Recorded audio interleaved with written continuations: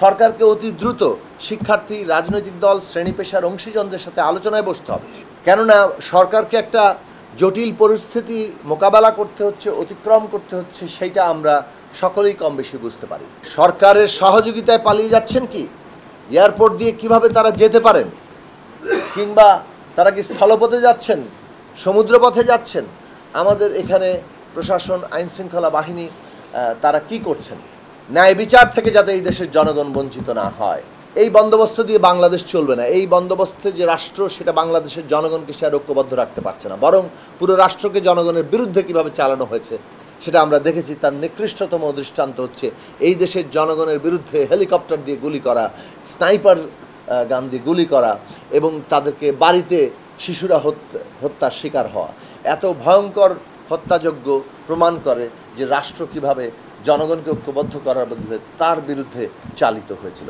ফলে আমাদের এই রাষ্ট্র ব্যবস্থার বদল ঘটাতে হবে, নতুন বন্দোবস্তে যেতে হবে, এবং সেইটার জায়গাটাই ইতিমধ্যে সরকার কিন্তু ঘোষণা দিয়েছে, একটা নতুন রাজনৈতিক বন্দোবস্তে তারা যেতে চায়। তো সেই প্রক্রিয়াটা দরকার। এই ক্ষেত্রে আমরা প্রস্তাব করেছিলাম অনেকগুলো কমিশন গঠন করার জন্য। আমরা দেখেছি ইতিমধ্যে 6টি কমিশন গঠিত হয়েছে, সরকার আরও বেশ কিছু কমিশন গঠন করে বলেছেন। আমরা এই পদক্ষেপকে স্বাগত জানাই এবং আমরা মনে করি যে দ্রুত এই কমিশনগুলো কাজ করা দরকার, অংশীজনদের সাথে আলোচনা করা দরকার এবং সংস্কার প্রস্তাব তৈরি করা দরকার। কিন্তু নতুন রাজনৈতিক বন্দোবস্তের যে প্রশ্ন, যেটার ভিত্তি একটা গণতান্ত্রিক সংবিধান, সেটা কিভাবে আমরা অর্জন করব?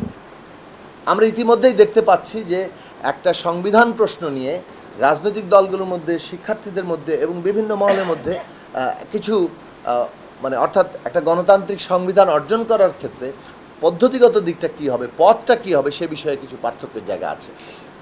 তাহলে এখানে সরকারের উদ্যোগ নিতে হবে। সরকারকে অতি দ্রুত শিক্ষার্থী, রাজনৈতিক দল, শ্রেণী পেশার অংশীজনদের সাথে আলোচনায় বসতে হবে।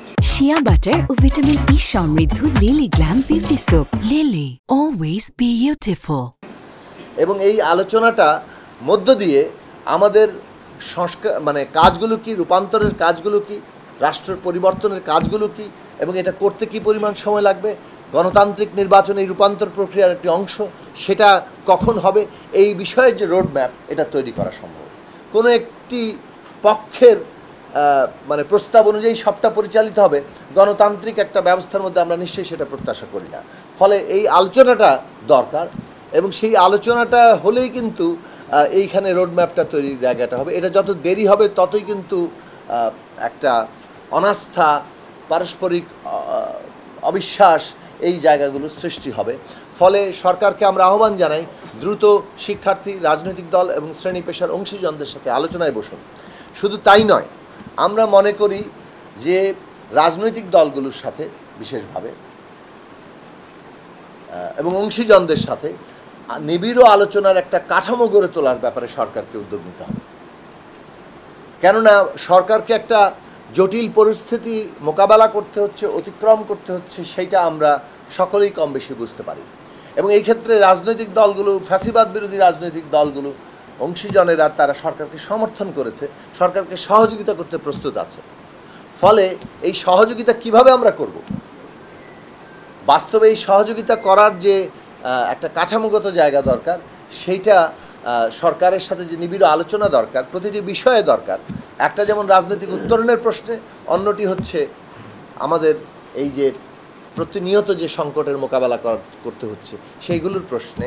সেই জায়গাটাতে আমরা মনে করি যে সরকারকে একটা নিবিড় কাঠামো গড়ে তোলা দরকার। কাজেই একটা ন্যাশনাল পলিটিক্যাল কাউন্সিল কিংবা জাতীয় রাজনৈতিক কাউন্সিলের গঠনের মধ্য দিয়ে এই কাজে নানাভাবে অগ্রসর হতে পারে। এই বিচারের প্রশ্নে আমরা আগেই বলেছি, এই প্রশ্নটি আবারও উত্তর দিতে চাই যে যারা আমরা শুনেছি যে অনেকেই পালিয়ে যাচ্ছেন, কিভাবে পালিয়ে যাচ্ছেন তার জবাবদিহিতা করতে হবে। সরকারের সহযোগিতায় পালিয়ে যাচ্ছেন কি?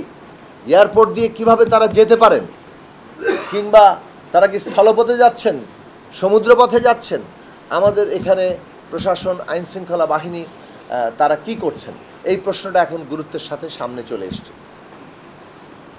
ন্যায় বিচার থেকে যাতে এই দেশের জনগণ বঞ্চিত না হয়, এইটা গুরুত্বপূর্ণ জায়গা।